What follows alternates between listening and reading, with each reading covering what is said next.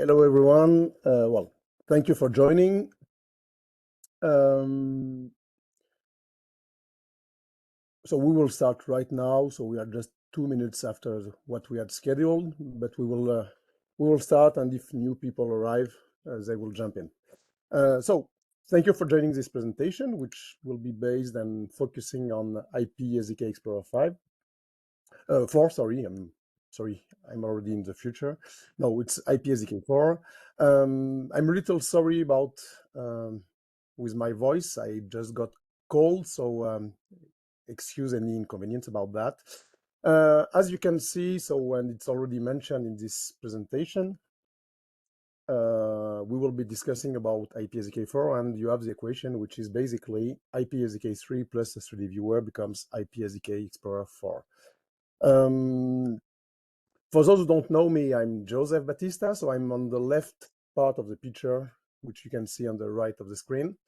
And Laurent Bernard, which is our CEO, is also present. So if you don't know us, at least you can put a face on a name. Our journey today should be around something like 30 minutes. So I will try to remain on within this with this time frame. So let's just start right away. And here is a little video that you may have seen, and maybe that gave you the interest in joining this presentation.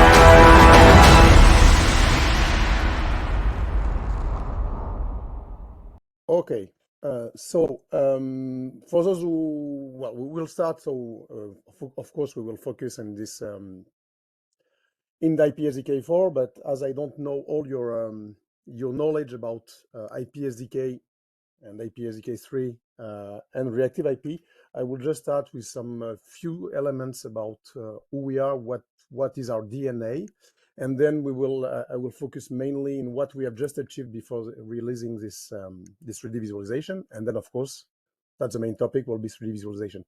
In the more news, it will really depend on how fast will I be during the presentation. So if we have time, I will present you additional stuff. Otherwise, we will move directly to the conclusion. So let's start with Reactiv'IP. For those who don't know us, Reactiv'IP is, so we are a French software editor focusing in image processing and image analysis for scientific topics. And so we are based in France, in Grenoble, so close to ESRF facility. And we work and we focus only on one single product, which is IPSDK. IPSDK can be proposed within two different usages, let's say, either as a technology brick, so a library, so it's IPSDK, so the logo that you can see on the left, or, and that's on this topic that we'll be focusing today, with a graphical user interface, and it's IPSDK Explorer. But basically, it's one single product, one single package. That's one of the main differences that we have with our competitors. We don't have modules, so everything is in the product. That's much easy to read, much more easy to understand. So everything that I will present you today is part of the package. And then we will propose, of course, with the product. We quite never propose a naked license or a naked package. We will propose some consulting, some support to our customers, which can be going only from, I would say, training, and then you want to do whatever you want by your side. It can be generic trainings about what's image processing. It can be a very specific trainings based on a pure application. And main thing, also important, really, it's that we can customize IPSDK for you. So you can arrive and say, okay, that's the workflow I want to fulfill. That's my challenge. That's a paper that I have seen, and I would like to integrate that and use that in IPSDK. We can do the development for you. We can either develop it as scripts and put that on top of IPSDK, existing what already exists in IPSDK. But if needed, we can also make some projects and develop new features inside IPSDK. Main strengths of IPSDK, I guess you probably all know that. It's the speed of computation. We are faster. IPSDK is faster than the other tools. We are in general between between 10 and 20 times faster than the other tools. So that's two main interests. So that's based to the architecture of the product that we fully developed in-house. But it permits you to make more analysis in the same amount of time. So you increase your return on investment, you increase your statistics, you increase your knowledge of what you are doing. So return on investment can be more analysis for an industrial actor, but it can be also more papers or more analysis to create better publications if you are more in the academic world. And it also permits you to address much more time-consuming but very efficient algorithms, like, for instance, the non-local means, which is a very nice filter, very time-consuming, very long, but very precise, and preserving the edges when you make some filters. It can be also interesting when you want to make some watershed. Watershed is a very nice tool, a morphological tool to separate objects, but it takes ages to compute. So if you can do that very time-consuming features, reducing the time, then you can get very nice results, very precise results, without impacting your return on investment. So that's the main differentiation between IPSDK and the other tools. As you may all know, we already have, we also have some machine learning features that we integrated. So we have traditional techniques, I would say, yeah, traditional techniques about image processing, but we also implemented some machine learning. So two main types of machine learning features. One type is for segmentation. So we have smart segmentation and superpixel segmentation. And we have, so that's the very beginning of a process, so really the segmentation step, how to translate what your eyes see into computation.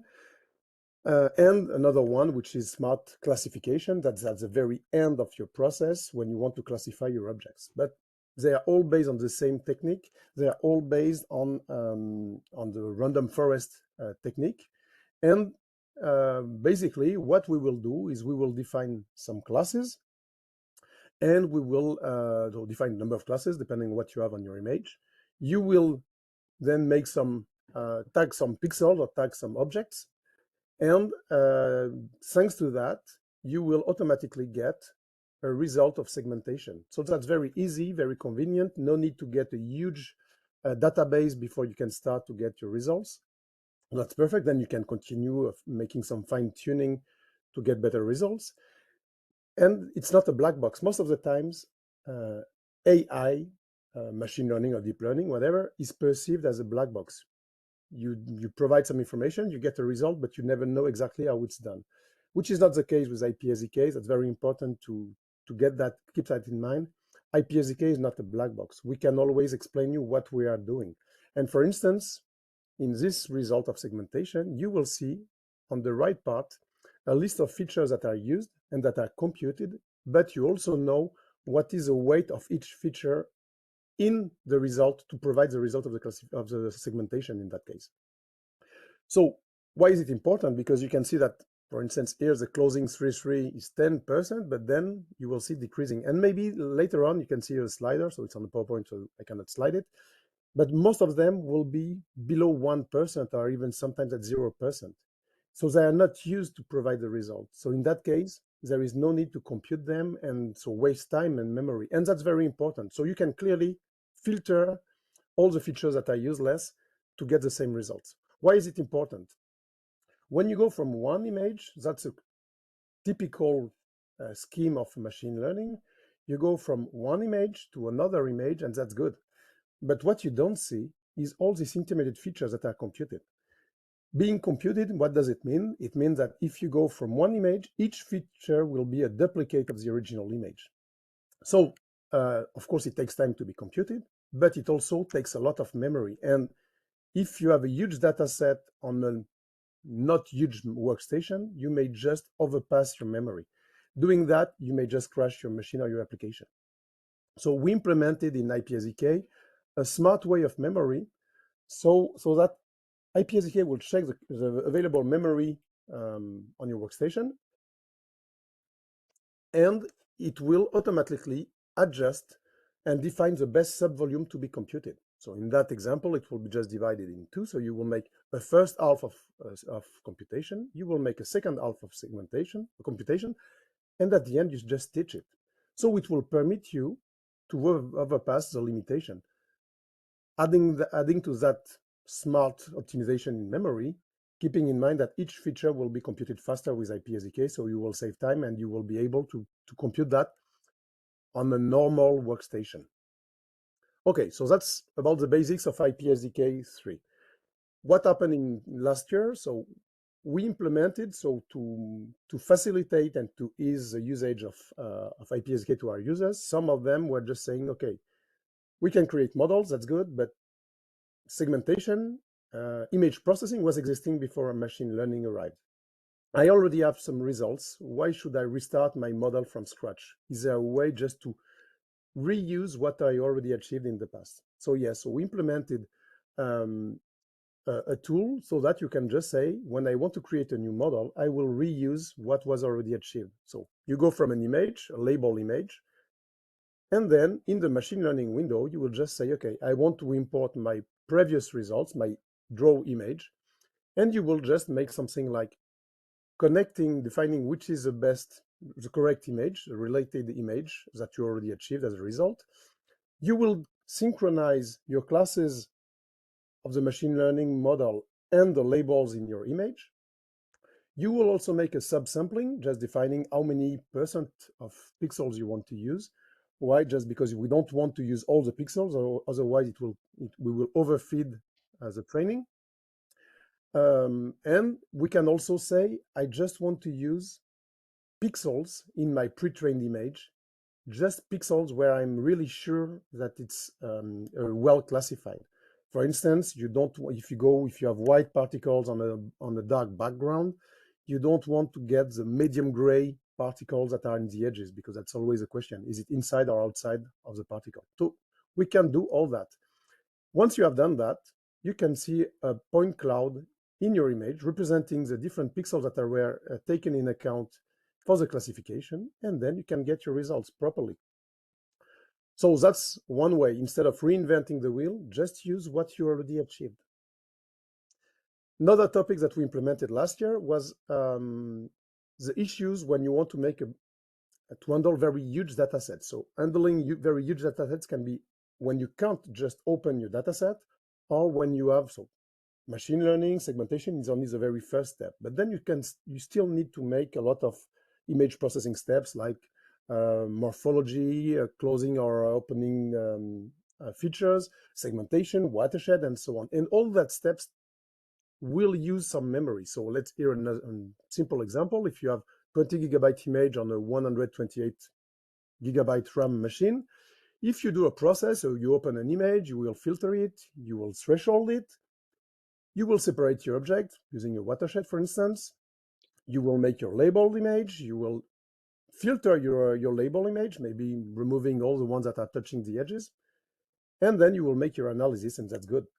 But if we make the sum of all the images that are needed, all the memories memory footprint, you will see that you will get more memory. You will need more memory than what was available on the machine. So just once again, it will crash. It will not be working.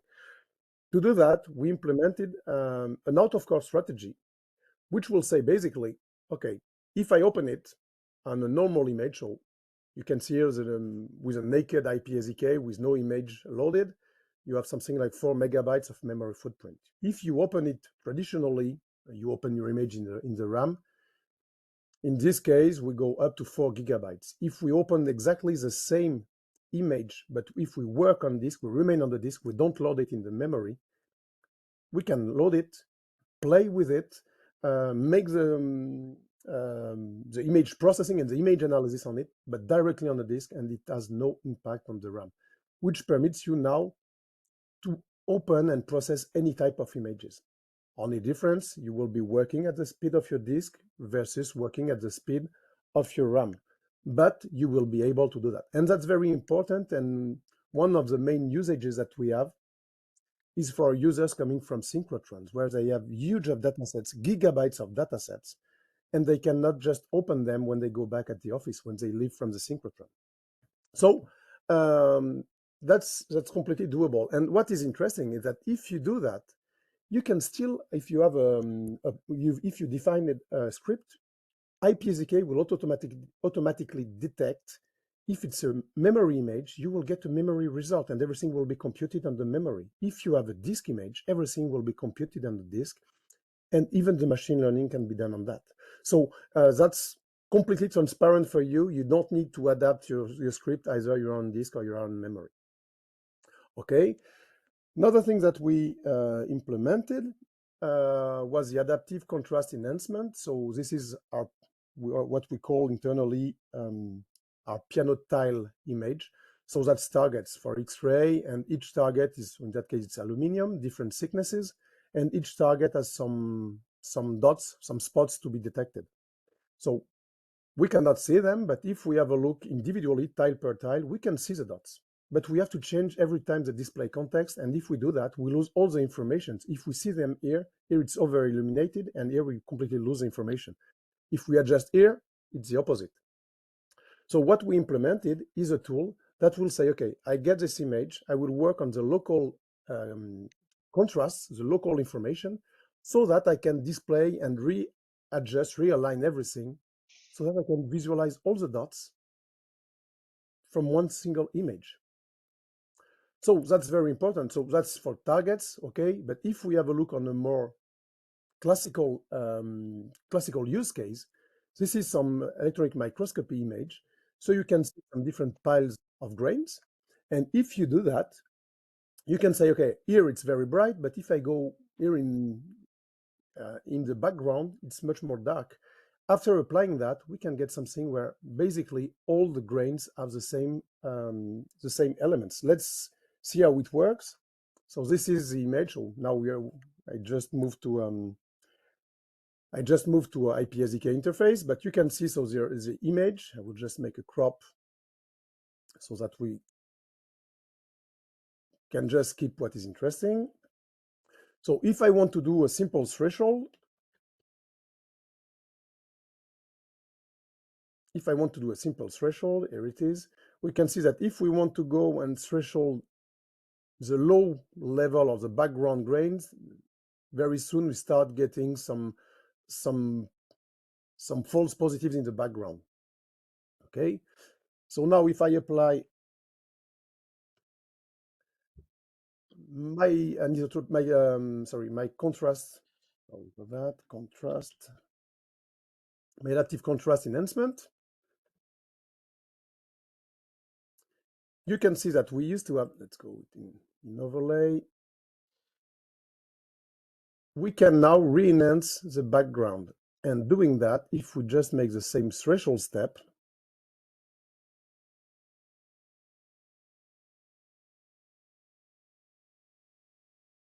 we can get much better results. And then we can just make some, if we go on the watershed,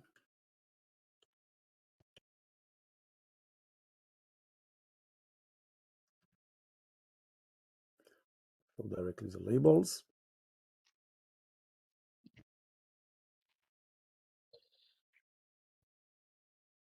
We can see that we can get now the grains, and we can also display them in contours, and we can see that we can have pretty good results where it was impossible initially due to this all different gray level values, different levels, and so on. So that's what was done last year in IPSDK. So now you all have the knowledge about what was in IPSDK 3. Let's move about the 3D visualization, which is the main topic of today. IPSDK 3 was already able to manipulate 3D datasets. We were able to quantify 3D datasets, to measure 3D datasets, to make pure 3D segmentations, and so on. But the visualization was only in a 2D slice by slice mode of view. So we could get that. You could see the slider here. It was good. We could make some overlays in 3D, and we could define the contours. And for image processing, we assume that's the best view. That's the best view because you can clearly see the pixels. You can clearly see what is inside my object, what is outside my object. If we have a look in 3D, you will get a shape, but you don't really know where is the shape. And most of the times, if you make some simplifications of the visualization, you may have something like within between two particles. And if you have a look, let's say from this angle, you will see the first particle, but you will not see what's behind the particle. So it's quite complex. And even when you are manipulating 3D datasets, most of the times you will be jumping from 3D view to auto slices. That's what we used to propose these 2D views. Now, in IPSDK, we also propose what we call more marketing visualization. We can get now some 3D visualization, either it's volume or surface rendering, and you can get also the 4 traditional views, a volume rendering plus the auto slices. So let's see how it's done inside IPSDK. So here it is. So I just loaded 2 datasets. So it's a 3D dataset, and you can see that's what we used to do in IPSDK3. We could go through the volume. Uh, for your information, if it was a 4D dataset, so 3D plus time, we would have gotten here a second slider for the time. So we could move from X, Y, well, in that case, through the Z-axis plus time, but we could change also through the X-axis or Y-axis or Z-axis. We could get also the same thing with the results. So you can see that we can get that and we can follow our dataset. We could make, as I said, the contour mode, for instance. So we could do that. Okay, perfect. And that's what we used to do. Now what we can achieve is move to the 3D visualization. And now we can get a pure 3D visualization inside IPSDK. So you can manipulate it, you can zoom in, zoom out, you can go back to the original point of view. You can play with the display context. You can play with opacity, you can play with some gamma effect, different modes of visualization. You can play also with the clippings. Okay, for instance, let's do that. You can remain with a bounding box to be able to know where we are inside the volume. You can also cut this clipped image. So if we go on the clip image, we will generate a new volume. So we prefer to create a new volume just in order not to make so many mistakes with the original data set. Just skip it. And you can have, so in that case, if I want to go back to my original image, okay. And you will have 2 main modes of view. Either you get what we call the normal view.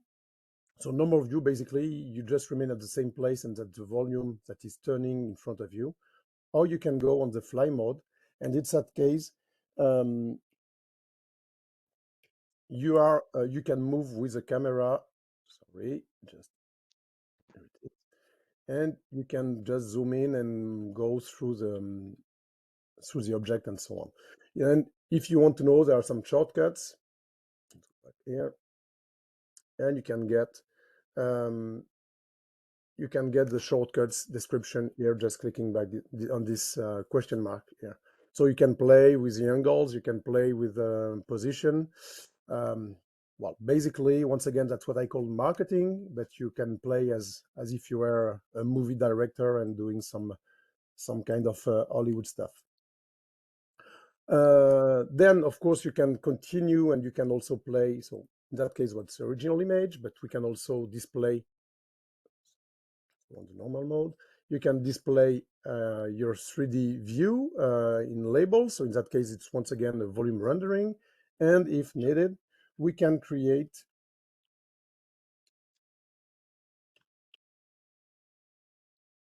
a mesh. So a mesh, you can define your approximation. So basically, we are using some marching cube, and then you can define either you want all the triangles or you want to simplify the triangle number of triangles initially.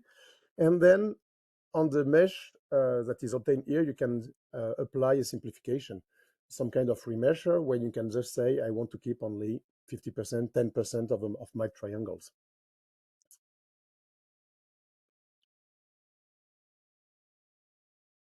And here you are with your shape surface. So the shape, you can once again make the same clipping and so on. You can also display your frame. So just put it in blue so that it's more relevant. And you can display your shapes, your triangles. And so this is the mesh as I obtained it from this result. But if I want to save some place and some space in my graphic card, because of course IPSDK, I did not mention that, but IPSDK was computing in CPU, but when you want to display in 3D like that, we need to move to the GPU. So if you want to do that, and if you want to limit the weight in your GPU, you can simplify not the mesh, but the visualization of the mesh. So you can do the stuff here and say, for instance, I want to remove and remove more triangles, and in that case, I will get something that will be much more smooth and efficient. So that's completely doable. So you can clearly do all of that. So you can, of course, put some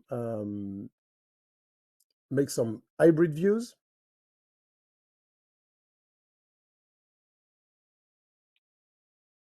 So in that case, I'm doing an hybrid view with the volume rendering and the surface rendering. You can put the bounding boxes, and I can also integrate, as they are,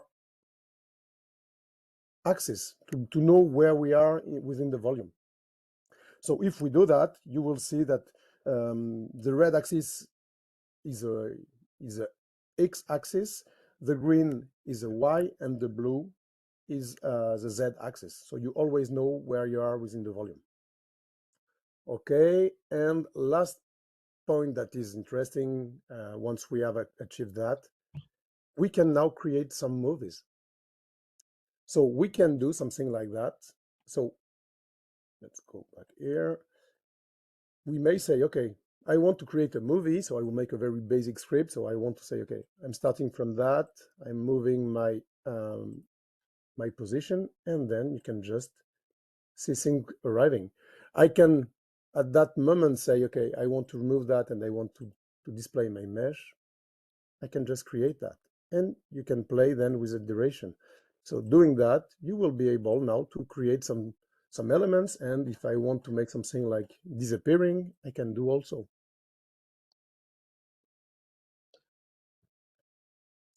So that's completely doable. You can play with hybrid views. You can play with multiple scenarios. Then later, once you have performed your result, you can say, okay, I want to save my my movie as, and you can get several formats, so AVI, MP4, or GIF, which are the most commonly used. But you can also save your project. So you can define if you want to save it with or without the images to replay that later on or to optimize it later on. You can load some previous projects. So all that is doable, and all that is now addressable with IPSDK. So let's go back to this presentation. So you have seen this 3D movie, the volume rendering, the multiple views. Oh yeah, I did not show you the multiple views. Where is my? It is. So I showed you that. Okay, and of course you can also get. So let's maybe show the main one.